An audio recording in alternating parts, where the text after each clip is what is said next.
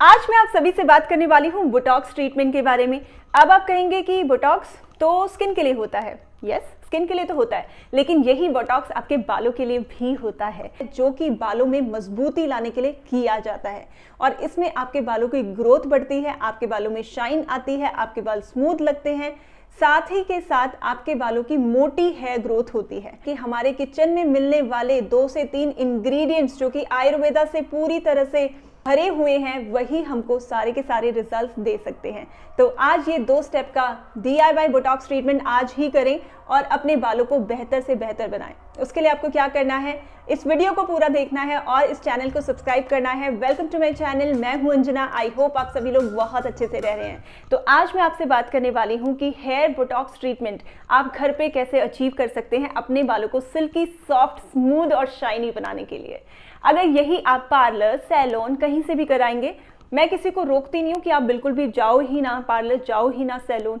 ये मेरा इस चैनल का बिल्कुल भी मोटो नहीं है, लेकिन मैं आपको बस बता देती हूँ कि उसके क्या नुकसान, रेपरकशंस आप देख सकते हैं। बेसिकली उसमें होता क्या है और उन सभी का सब्स्टिट्यूट मैं साथ के साथ आपको देती चलूँगी। स्टेप नंबर 1 में आपके बालों को बहुत ही अच्छे से शैम्पू किया जाता है। अब देखिए, शैम्पू में तो क्या ही लॉस है, बालों को धोएंगे किससे? शैम्पू से ही तो धोएंगे। आप में से किन्हीं का कमेंट आया था कि क्या मैं, मेरे डर्मेटोलॉजिस्ट ने मुझे जो शैम्पू सजेस्ट किया है, इस वाले स्टेप में इसको लगा सकती हूँ? बिल्कुल लगा सकते हैं। डर्मेटोलॉजिस्ट से अगर आपको अप्रूवल आ चुका है तो क्यों नहीं, आप इसे बिल्कुल लगा सकते हैं। तो इस वाले स्टेप में शैम्पू किया क्यों जाता है? शैम्पू इसलिए किया जाता है, अगर आप बहुत ज़्यादा हीना लगाते हो तो हीना की एक कोटिंग चढ़ जाती है। हीना में क्या होता है, ऊपर ऊपर से तो आपको शाइन दिखती है, लेकिन जब आप अपने बालों को टच करते हो वो सॉफ्टनेस बालों में रह नहीं जाती। ये थोड़ा सा एक लिमिटेशन कह लो आप इसे। दूसरा रीजन शैम्पू करने का ये होता है, कई बार आप अपने कंडीशनर्स बहुत ज़्यादा लगाते हो। कंडीशनर्स आपको सिर्फ ओकेजनली लगाने चाहिए। बहुत ज़्यादा रेगुलरली अगर आप कंडीशनर्स लगाते रहोगे तो चांसेस हैं कि आपके जो बाल हैं उसमें उनकी कोटिंग चढ़ जाएगी और उसके बाद आप ऑयलिंग लगाओगे, वो भी एब्जॉर्ब नहीं होगी। आप कुछ बालों में और चीज़ अप्लाई करना चाहोगे, शैम्पू या सीरम, वो भी अप्लाई नहीं होगा, ठीक से एब्जॉर्ब नहीं होगा। तो इसलिए आपको कंडीशनर्स के साथ बहुत ज़्यादा रेगुलर नहीं होना चाहिए, ओकेजनल ही उसे रखना चाहिए मेरे हिसाब से। तीसरा रीज़न क्या होता है, जिससे कि अगर आपने बालों में पहले ऑयलिंग की हुई है या डर्ट आपके बालों में लगा हुआ है तो बाकी की जो एप्लीकेशंस हैं वो ठीक से हो पाएँ, तो इसलिए पहले स्टेप में शैम्पू दिया जाता है। अगर आप भी मेरी तरह हैं जो एक दिन में डबल शैम्पू यानी कि 2 बार शैम्पू करना बिल्कुल पसंद नहीं करते हो, तो कोई बात नहीं, इसमें मैं आपको बहुत अच्छा सब्स्टिट्यूट बताती हूँ। आपने क्या करना है, आपने लेना है बटर मिल्क, जिसको छाछ कहा जाता है। आपको पता है कि हम हर इंडियन के दिल में बसता है ये छाछ, है ना? तो आपने बस वही छाछ लेनी है। एक बॉक्स आता है 200 से 300 ml, 200 से 300 ml का ये आता है। इसको आपने किसी भी इस तरह के कंटेनर में डाल देना है और उसके बाद यहाँ पे आपने मिक्स करना है। ऑप्शनल है ये इंग्रेडिएंट। अगर आपके स्कैल्प में बहुत ज़्यादा डैंड्रफ होती है तो आपको क्या करना है, ये वाला एक कपूर आता है, ठीक है, कैम्फर कहा जाता है इसको। ये कपूर आप ले लेना, इसकी सिर्फ एक गोली, एक छोटी सी टेबलेट, सिर्फ कैप्सूल तो नहीं कह सकते आप इसको, छोटी सी टेबलेट आप इसे कह सकते हो। इसको ऐसे चूरा बना देना है, हाथ से आप ऐसे करोगे तो एकदम चूरा बन जाएगा और इसको इसमें डाल दीजिए। ये ऑप्शनल है, ये सिर्फ उनके लिए है जिनके स्कैल्प में डैंड्रफ हो जाती है। और आपको पता है विंटर्स में डैंड्रफ कितनी ज़्यादा होती है। आप क्या सोचते हो, आप क्लैरिफाइंग शैम्पूज लेने के लिए चले जाते हो या फिर एंटी डैंड्रफ शैम्पूज लेने के लिए चले जाते हो, लेकिन वो वाले शैम्पूज लगाने के बाद आप देखते हो कि डैंड्रफ क्या क्या सफाया हो रहा है, लेकिन जैसे ही उन शैम्पूज को यूज़ करना आप बंद करते हो, डैंड्रफ कम से कम 10 टाइम्स यानी कि 10 गुना स्पीड से और आती है। होता है ना ऐसा? तो इसलिए मैं आपको कहूँगी कि अगर आप इसको लगाएंगे तो ऐसा नहीं होगा और आपकी जो डैंड्रफ होती है वो बार बार डेवलप नहीं होगी, राइट? थोड़ा सा अपना खान पान का ध्यान रखना है। देखो, ज़्यादा आपको एप्लीकेशन पे फोकस करना है। तो आपने क्या किया, यहाँ पे इसको मिक्स कर दिया है और उसके बाद आपने यहाँ पे लेना है अपना दूसरा इंग्रेडिएंट, जो कि है फेनुग्रीक सीड्स, मेथी दाना। अब मेथी दाना आपको पता है कि कितना ज़्यादा हार्ड होता है, तो आपको क्या करना है, 2 चम्मच का मेथी दाना लेना है, उसको सोक करके रखना है 4 आवर्स यानी कि 4 घंटे के लिए और उसके बाद इसको इसी छाछ के साथ आप अच्छे से ब्लेंड कर लीजिए। पहला ऑप्शन आपके पास ये है। अगर आपको ऐसा लगता है कि आप भी मेरी तरह मेथी दाना की जगह यहाँ पे फेनुग्रीक का पाउडर यानी कि मेथी का पाउडर लेना चाहते हैं तो बिल्कुल ले सकते हैं। आपको यहाँ पे 3 चम्मच का फेनुग्रीक यानी कि मेथी दाना का पाउडर लेना है।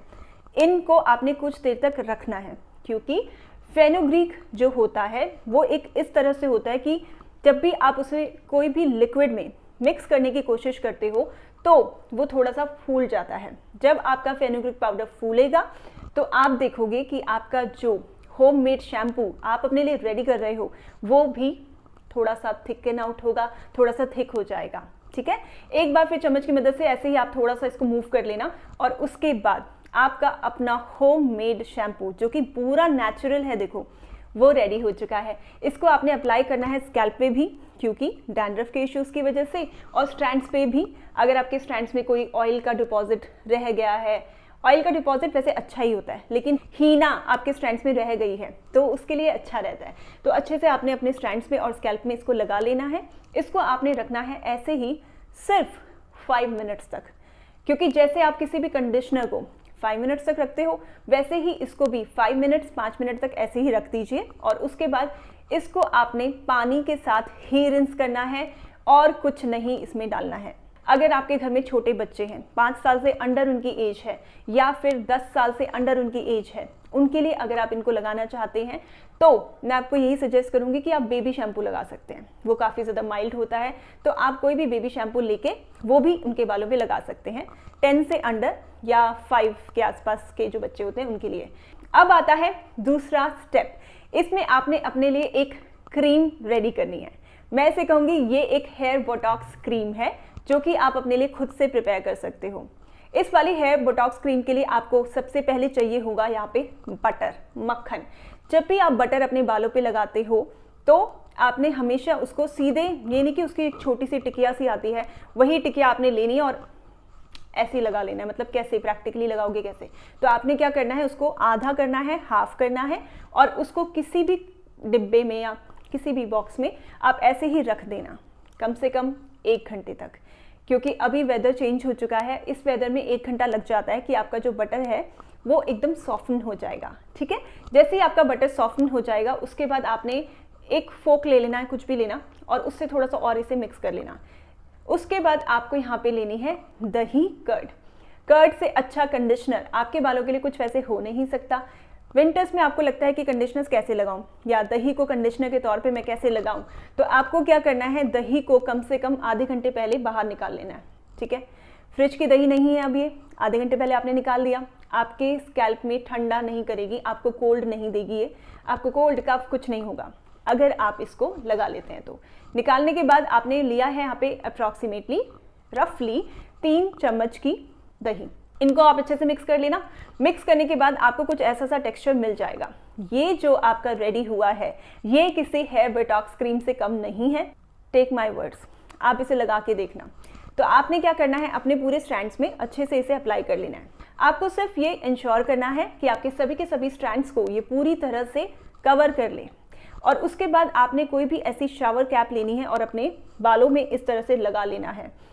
इस तरीके से आपने लगा लिया।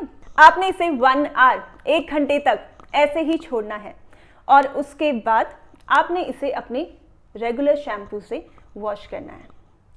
सो ये था मेरी तरफ से आज का DIY या होममेड बोटॉक्स ट्रीटमेंट, जो कि आप अपने बालों को moisturise, hydrate, smooth, silky, soft, volumise करने के लिए यूज़ कर सकते हैं। एंड अगर ये वीडियो पसंद आई है तो फटाफट से इस वाले रेमेडी को ट्राई करना और मुझे नीचे आके बताना कि आपको कैसा लगा है। कोई फीडबैक आप देना चाहते हैं, कोई रिव्यू देना चाहते हैं तो वो भी आप मुझे इस वाले पर्टिकुलर वीडियो के नीचे लिख सकते हैं, क्योंकि अगर आपको कोई वीडियो पसंद आती है तो मुझे भी अंदर से खुशी होती है कि हाँ, मेरी जो ऑडियंस है यानी कि आप लोग, मेरे को अच्छा लगता है कि जब आप लोग अच्छे अच्छे कमेंट करते हैं, अपनी फैमिली में जा के भी बताते हैं कि आप भी इसको लगाओ, तो मुझे बहुत अच्छा लगता है। सो आप अच्छे अच्छे कमेंट्स करते रहिए, मैं आपके लिए अच्छी अच्छी वीडियोस बनाती रहूँगी। आज की वीडियो के लिए इतना ही गाइस। आई होप आपको ये वीडियो पसंद आया है। वीडियो पसंद आया तो इस वाले मैजिकल ट्रीटमेंट को अभी के अभी ट्राई करो और नीचे मुझे अपने रिव्यूज़ यहाँ पे कमेंट सेक्शन में लिखो। मिलती हूँ आपसे अपनी नेक्स्ट वीडियो में गाइस। तब तक के लिए टेक केयर ऑफ़ योरसेल्फ।